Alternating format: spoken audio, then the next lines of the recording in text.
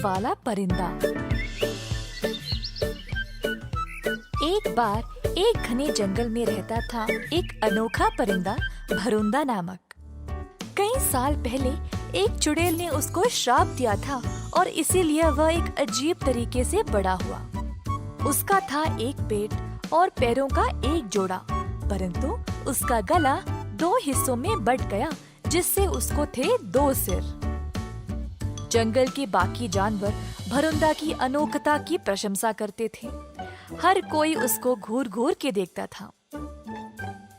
बहुत सारे जानवर उसको आदर करते हुए खाना और भेंट भी दिया करते थे।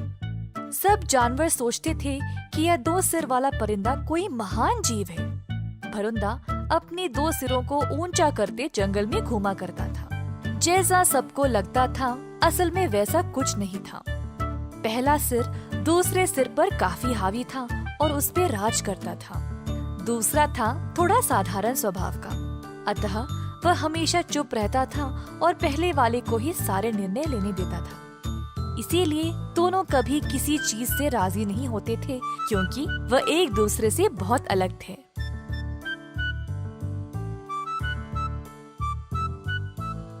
एक दिन भरुंदा उड़ रहा था जब पानी पीने के लिए एक तालाब के पास आ रुका। पहला सिर बहुत प्यासा था तो वह खूब पानी पीने लगा। दूसरे ने बस थोड़ा ही लिया। अचानक से दूसरे सिर ने पास वाले पेड़ में एक फल को देखा और उसकी ओर जाने लगा। हे, हिलो मत, तुम्हें दिखता नहीं मैं पानी पी रहा हूँ? ओह, माफ करना, पर मैं तो बस उस फल को लेने जा रहा था। कौन सा फल? वो उधर देखो, कितना स्वादिष्ट लग रहा है ना?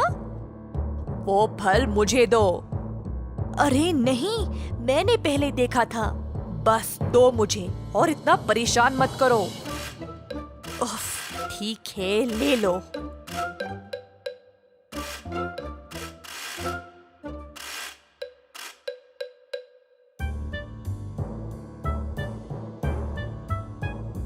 पहला सिर ने फल को गौर से देखा और फिर कहा, मुझे लगता है कि ये फल जहरीला है। हम इसे नहीं खा सकते हैं, समझे? नहीं, ये नहीं है जहरीला। तुम्हें बस ये खुद खाना है, इसीलिए ऐसा बोल रहे हो। मुझे ये नहीं खाना है। हम दोनों का पेट एक ही है।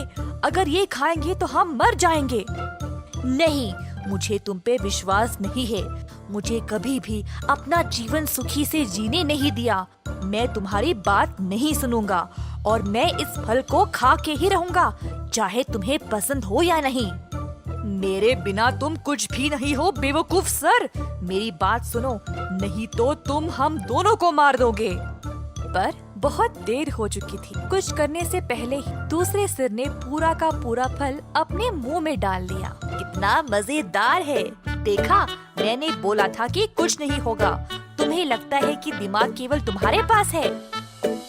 ये तुमने क्या किया? अब हम दोनों मर जाएंगे। पहले सिर के ऐसा बोलते ही दोनों अचानक खांसने लगे और उनका गला फंसने लगा। उनकी सांसें बंद होने लगी और जल्द दोनों नीचे गिर गए। अंत में जहरीले फल ने उन दोनों को मार दिया।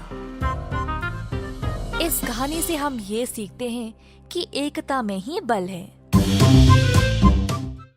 बहुत समय पहले एक सुंदर जंगल में एक बंदर रहता था।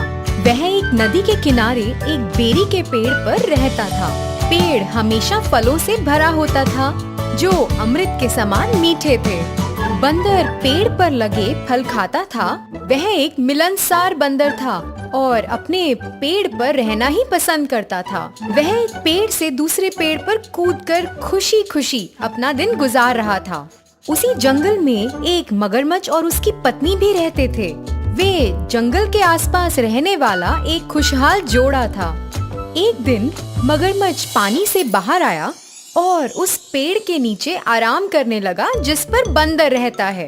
बंदर, जो एक शाखा पर ऊंचा बैठा था, उसने मगरमच्छ को पेड़ के नीचे आराम करते देखा।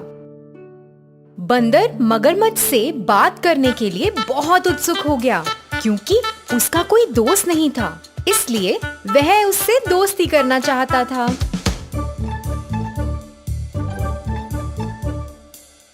हेलो दोस्त, क्योंकि आप पेड़ के नीचे आराम कर रहे हो, आप मेरे मेहमान हो और मैं आपको कुछ खाना देना चाहता हूँ। कृपया मेरे साथ आकर भोजन करें। बंदर ने मगरमच्छ को खाने के लिए बहुत सारे फल और जामुन दिए। मगरमच्छ ने उन्हें खा लिया। जामुन बहुत स्वादिष्ट थे।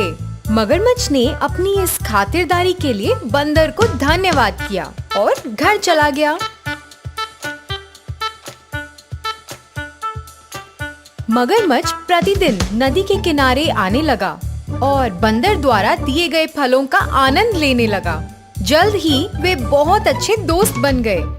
दोनों ने कई विषयों पर चर्चा करते हुए एक दूसरे के साथ समय बिताना शुरू कर दिया। वे सारा दिन एक साथ काम करते हुए बिताते थे।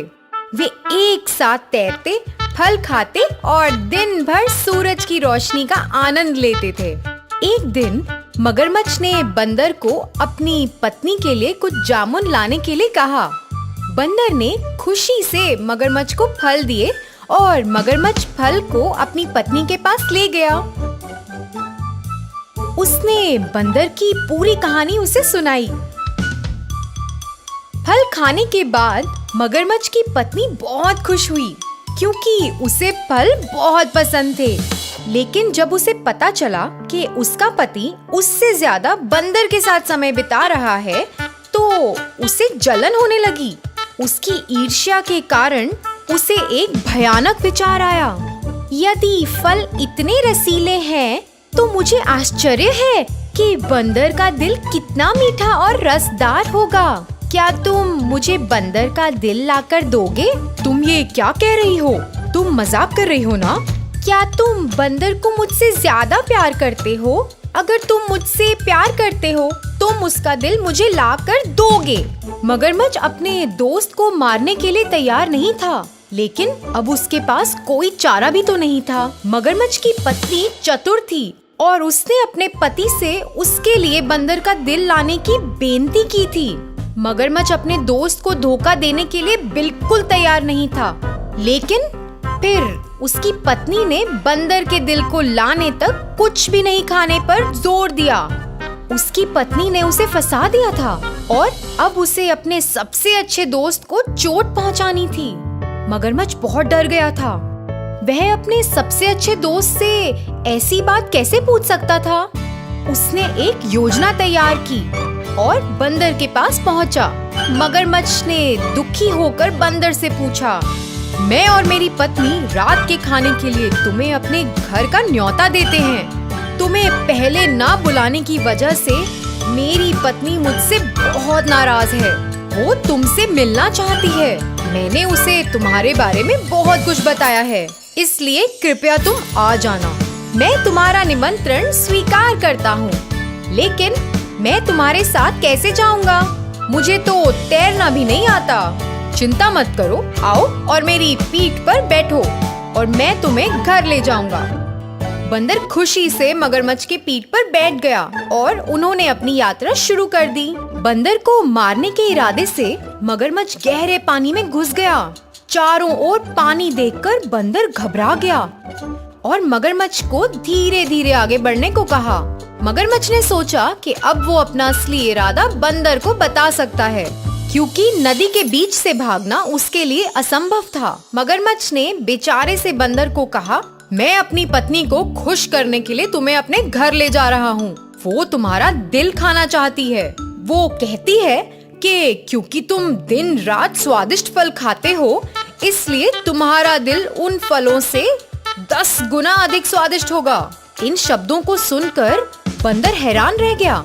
मित्र से इस प्रकार के शब्दों की उसने कभी उम्मीद नहीं की थी। वो शांत रहा और समझदारी से बोला, अरे दोस्त, तुमने मुझे पहले क्यों नहीं बताया? मैं अपना दिल तुम्हारी पत्नी को देकर बहुत सौभाग्यशाली हो जाऊंगा। मैं आमतौर पर पेड़ के बिल में अपना दिल सुरक्षित रखता हूँ। तुम्हारी पत्नी को अपने दिल की भेंट करने के लिए मुझे अपना दिल पाने के लिए वापस जाना होगा। मूर्ख मगरमच्छ ये जानकर इतना खुश हुआ कि बंदर ने उसकी बेनती को स्वीकार कर लिया है। वो तेजी से वापस उस पेड़ की ओर तैरने लगा जहाँ बंदर रहता था। नदी के किनारे पहुँचने पर बंदर तेजी से मगरमच्छ की पीठ से कूदा और अपने पेड़ पर चढ़ गया। मगरमच्छ जल्दी में था और महसूस किया कि बंदर को अपना दिल लाने में बहुत समय लग रहा है। अरे दोस्त, देरी क्यों हो रही है? जल्दी अपने दिल को हासिल करो और यहाँ फेंको। मेरी पत्नी बहुत खुश होगी। तुम्हें अब अपनी दोस्ती निभानी होगी। बंदर ने हंसकर जवाब दिया, मेरे प्यारे मूर्ख दोस्त, तुमने मुझे एक दोस्त के रूप में धोखा दिया है। क्या कोई उसके दिल को निकाल सकता है और उसे एक बिल में रख सकता है? ये तो मेरी तुम जैसे धोखेबाज दोस्त से बचने के लिए योजना थी। अब चले जाओ और कभी वापस मत आना। मगरमच्छ अपनी इस हरकत के लिए शर्मिंदा था और सर झुकाकर घर चला गया। तो बच्चों, इस कहानी से हमें ये सीख मिलती है कि अपनी संगत को बुद्धिमानी से चुनो और हमेशा होशियार रहो। धन्यवाद।